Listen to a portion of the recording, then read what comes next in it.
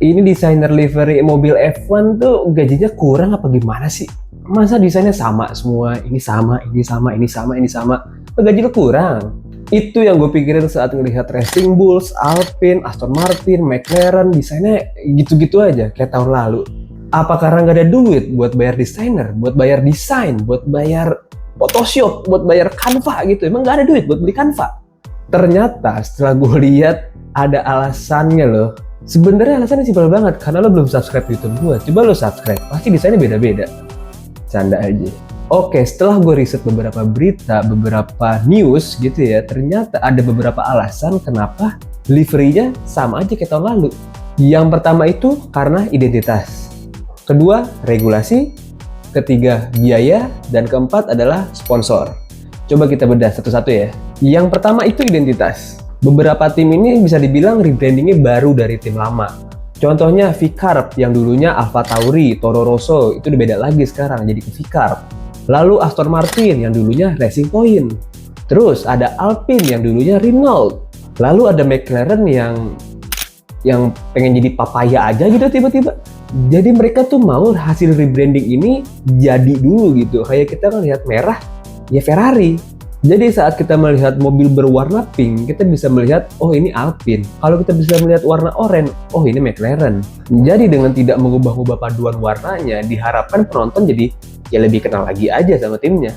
Yang kedua adalah regulasi.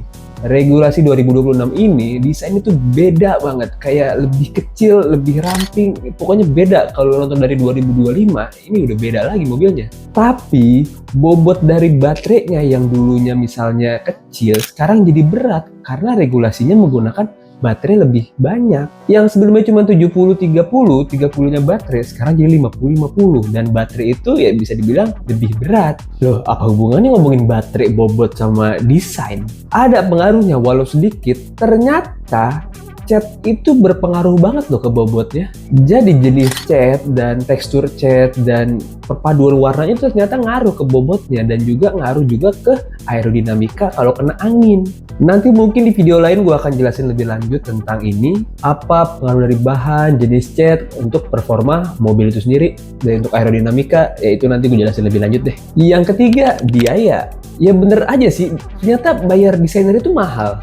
Tapi bukan bayar desainernya, tapi untuk risetnya. Untuk perubahan desain, seperti yang gue bilang, cat itu berpengaruh banget. Jadi kalau mau berubah desainnya, jadi kan berubah warna, berubah posisi warnanya, itu ngaruh juga ke riset aerodinamika. Jadi daripada membuang duitnya untuk desain baru, yaitu cat baru, tim kayaknya lebih milih, ya udahlah gue risetnya lebih ke mesin aja kali ya. Gue risetnya lebih ke aerodinamika aja, atau chassisnya, atau bentuk mobilnya gitu ya, daripada mikirin desain. Yang terakhir, keempat, itu adalah sponsor. Semua tim ini mempunyai sponsor yang udah identik sama perusahaannya lah ya. Tiap brand ini punya guideline khusus. Ini nggak boleh otak-atik, harus backgroundnya ini, harus warnanya ini. Jadi taruh di livery ya sesuaiin aja warnanya sama sponsornya. Selama sponsornya nggak berubah ya desainnya ya sama aja. Contohnya Alpine dengan pink BWT-nya itu kayaknya sih sebenarnya ganggu banget ya. Cuman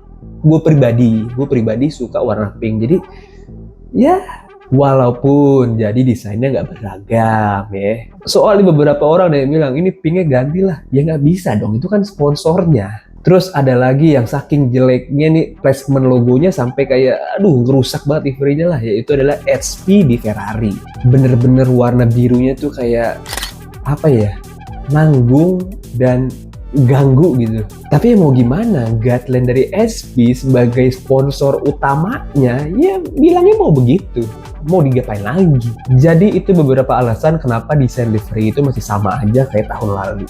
Semoga udah kebayang lah ya kenapa desainnya masih gitu-gitu aja, nggak berubah dari tahun lalu. Coba tulis pendapat lo tentang livery tim favorit lo ya. Lo suka apa enggak, dan kenapa lo suka dan kenapa lo nggak suka gitu ya. Ya udah itu aja dari gua. See you di video selanjutnya. Dah.